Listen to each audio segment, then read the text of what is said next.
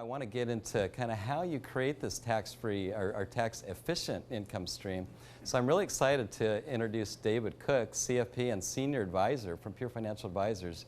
David, welcome aboard. Thank you. It's great to be here. So let me ask you this. So for our viewers that have money in a tax-deferred account, maybe a taxable account, maybe some in the tax-free, and they retire, which account should they tap first? Or what's the general advice, I guess, that most people are saying as far as what to tap first? Well, the industry for a long time has been saying kind of defer everything. Defer, defer, defer is what we hear all the time.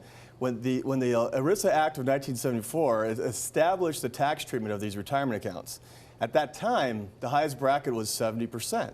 So it may have made sense back then to defer your taxes because likely in retirement you would be in a lower bracket, but in this case it's not tax brackets have come down quite substantially from that same point. So if you take into consideration somebody, say a household income of $140,000, today that taxable income would be in the 25% bracket. 1970 you were paying 53%. On similar income, inflation. Yep. Inflation adjusted. Yep. Yeah, wow.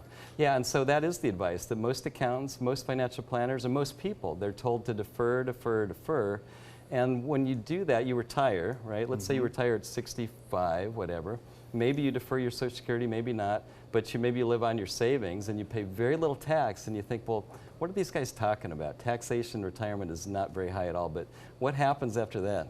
Yeah, you got to be careful because a lot of times we see is people will drain all of their taxable accounts first, their cash first, and again continue to defer the retirement accounts till age 70. So we know is age 70 and a half is when you have to take your required minimum distributions, and so you're forced to start taking money. At that same time, that's generally when Social Security kicks in. So there's a high likelihood for most people you're not going to necessarily be in a lower bracket. So you want to make sure that, as Joe was just mentioning, you want to have some diversification in how you invest and where you pull money out, because that's going to give you the control of what your tax situation is throughout retirement. It's going to save you a lot more money in the long run. And so now let's say again, you've done this, you got money in all three pools. So what is the best way to start tapping accounts? It goes back to really understanding your tax bracket. As we talked about that line 43, knowing kind of where you're at the taxable line. And so if you've got $20,000 of room in the 15% bracket and you have Social Security coming in, and let's say you've got a little pension, but you have some room, you may want to either consider taking that money out of your retirement account to fill up that 15% bracket, either to spend or to convert in the Roth IRA. Again, keeping in mind that that money now is going to grow tax-free for the rest of your life. You no longer have a business partner on that growth like you would in your retirement account with Uncle Sam and Uncle Jerry here in California.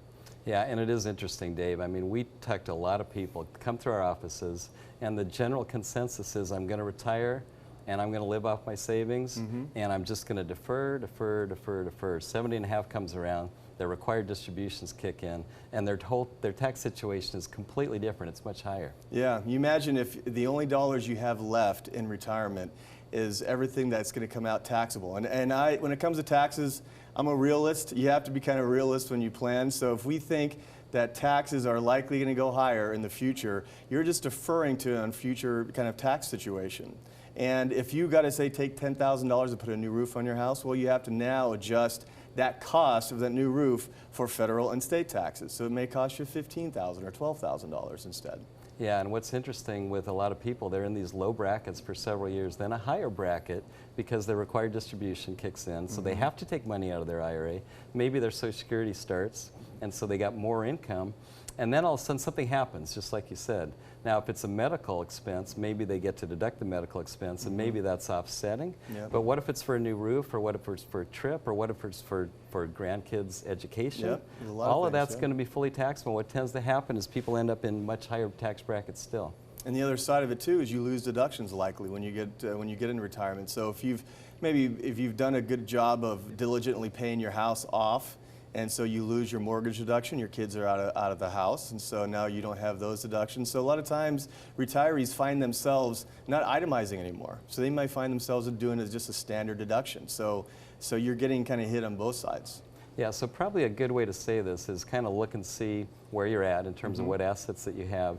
If you're heavily into the tax deferred, start looking at ways to bleed that out. Best way to do that might be a Roth conversion. Get more balance. And then once you have balance, then you can devise a strategy to tap different accounts over your lifetime to stay out of higher brackets. Yeah, and you don't want to paint yourself again into that corner where every dollar you have are all in retirement accounts, especially in the years where you know you have Social Security coming in and required minimum distributions about to start. Yeah, well said, David. I really appreciate you being here. Now, where can people go to get a little bit more information? Sure, they can always come by our office. Pure Financial Advisors, we'll sit down with them, give them a free assessment. It's usually a 2-meeting process and kind of tell you everything you need to do, kind of get to some of this stuff figured out for you. Fantastic. Thanks again, Dave. Absolutely great to be here.